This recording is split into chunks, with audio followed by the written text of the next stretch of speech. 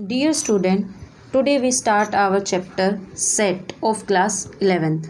आज हम class 11th का चैप्टर नंबर 1 नाम है सेट, इसको पढ़ेंगे आज कि सेट क्या होता है। सेट क्या है? एक well defined collection of objects.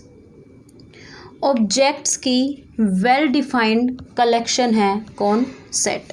अगर हम ऑब्जेक्ट को अरेंज कर देते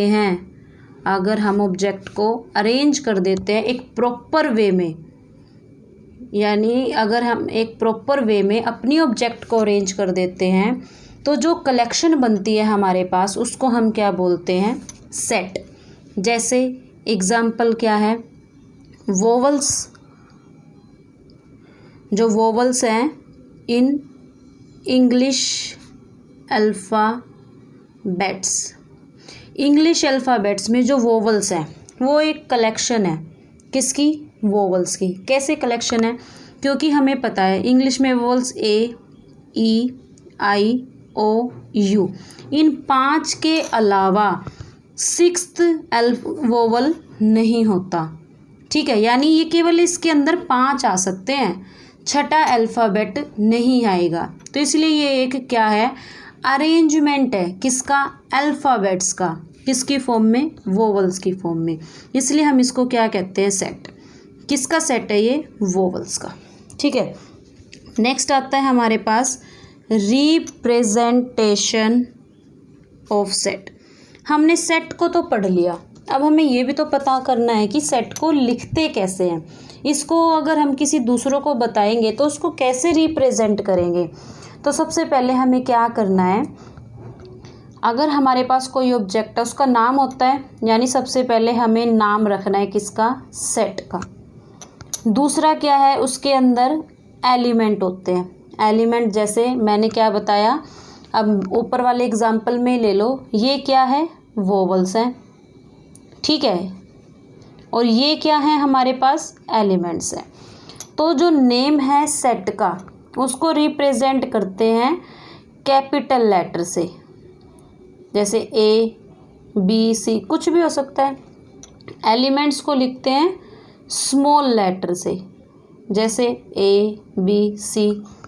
ठीक है, इस टाइप से कुछ भी हो सकते हैं एलिमेंट्स, 1 2 3 भी हो सकते हैं, ज़रूरी नहीं है केवल अल्फ़ाबेट हो, ये हो सकते हैं। जैसे दूसरा एग्जांपल देती हूँ मैं, रिवर ऑफ इंडिया। इंडिया के अंदर जो भी रिवर है वो एक सेट है, क्योंकि हमें उनके नाम भी पता है, हमें ये भी पता है कि वो किस राज्य से निकलती हैं। तो इस टाइप से ये एक कलेक्शन है। तो नेक्स्ट हमारे पास क्या आता है कि अब अगर हमें दिखाना हो कि एलिमेंट्स उस सेट के अंदर हैं या नहीं है, तो हमें क्या करना है? एक साइन होता है इस टाइप से, इसको बोलते हैं बिलोंग्स टू। सेट को पढ़ने से पहले हमें इसकी नॉलेज होनी चाहिए। ठीक है, इसको हम क्या बोलते हैं? Belongs to. कैसे? अब मान लो सेट का नाम है ए, उसके अंदर मैंने एलिमेंट्स डाले ए, ई, आई, ओ, यू। अब मैं क्या कहती हूँ कि मेरे पास एक है डी अल्फ़ाबेट। मुझे ये पता करना है कि क्या ये डी इस ए के अंदर आता है या नहीं आता। मैंने आपको पहले ही बताया कि जो ये है सेट का नाम, नेम ऑफ सेट, क्योंकि this is the capital letter, these are the elements, क्योंकि ये स्मॉल लेटर है। ठीक है, डी हमें पता करना है वो ए के अंदर है या नहीं है। अगर डी सेट ए के अंदर है तो लिखेंगे ऐसे कि जो डी है वो बिलोंग्स करता है ए में, यानी जो डी है वो ए के अंदर है। अगर डी ए के अंदर नहीं है तो हम इसको लिखेंगे ऐसे कि डी ए के अंदर बिलोंग्स नहीं करता, यानी ये है नॉट बिलोंग्स टू। ठीक है स्टूडेंट, नेक्स्ट आता है हमारे पास methods of representation of a set. Next क्या है? Methods of representation of set. कि हम सेट को कैसे रिप्रेजेंट कर सकते हैं, कितने तरीके हैं। सबसे पहला है रोस्टर और टेबुलर फॉर्म। सेकंड है सेट बिल्डर फॉर्म। सबसे पहले हम पढ़ते हैं रोस्टर या टेबुलर के बारे में। जैसे रोस्टर और टेबुलर फॉर्म। रोस्टर क्या है? रोस्टर से तो हमें नाम पता नहीं चलता कि सेट को कैसे रिप्रेजेंट, बट टैब से पता चल रहा है टेबुलर, यानी एक टेबल की फॉर्म में। इसमें हमें तीन बातें याद रखनी है। सबसे पहले हमारे पास क्या है, जो एलिमेंट्स हैं किसी भी सेट के, यानी all elements of a set are listed.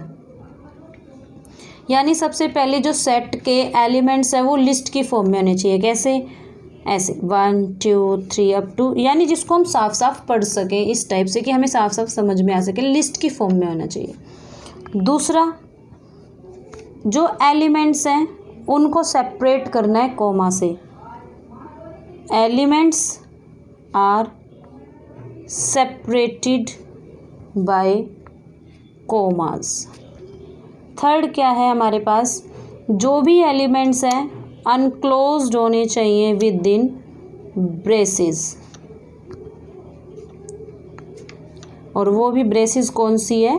Curl, ये वाली। ठीक है, तीन चीज़ें हमें पता होनी चाहिए। सबसे पहले एलिमेंट्स लिस्ट की फॉर्म में होने चाहिए। दूसरा, हर एक एलिमेंट कोमा से सेपरेट होना है। तीसरा, वो ब्रेसेस में होना है। इस टाइप से हम अपने सेट को रिप्रेजेंट कर सकते हैं टेबुलर फॉर्म या रोस्टेड फॉर्म में।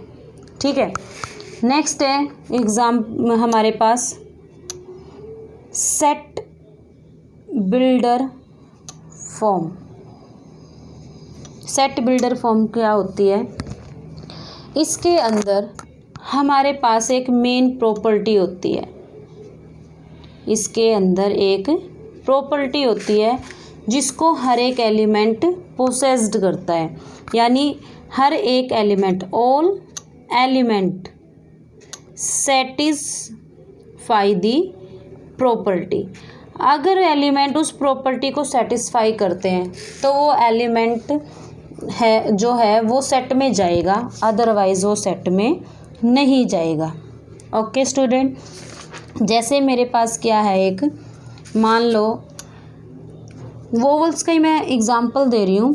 तो जैसे टेबुलर में तो हम इसको कैसे लिखेंगे कि ए ई आई ओ यू। अब मेरे को सेट बिल्डर बनाना है, यानी मेरे को अलग अलग नहीं दिखाने अभी है, मेरे को एक ही प्रॉपर्टी में सेटिस्फाई करवाना है। तो मेरा सबसे पहला काम क्या होगा कि मैं उस सेट का नाम रखूँगी। क्या नाम रखा? मान लो मैंने वी।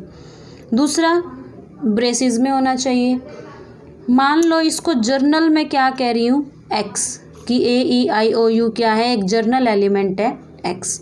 तो मैंने यहाँ लिखा कि जर्नल एलिमेंट है एक्स सच दैट, अगर जर्नल है तो कौन सी प्रॉपर्टीज़ को सेटिस्फाई करेगी कि जो एक्स है वो एक वोवल है।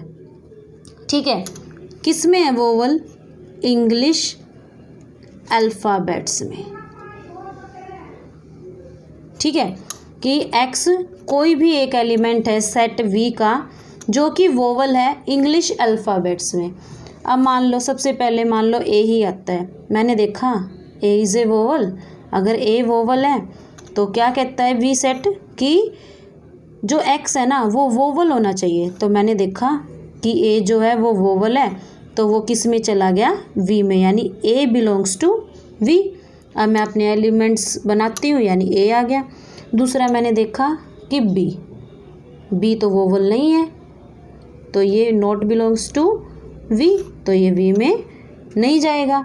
ऐसे ही मैंने सी देखा, ऐसे ही मैंने डी देखा जो कि बिलोंग्स नहीं करते वी में। फिर मैंने ई को देखा, ई बिलोंग्स करता है वी में, तो ई आ जाएगा, ऐसे आई आ जाएगा, ऐसे ओ आ जाएगा, ऐसे यू आ जाएगा।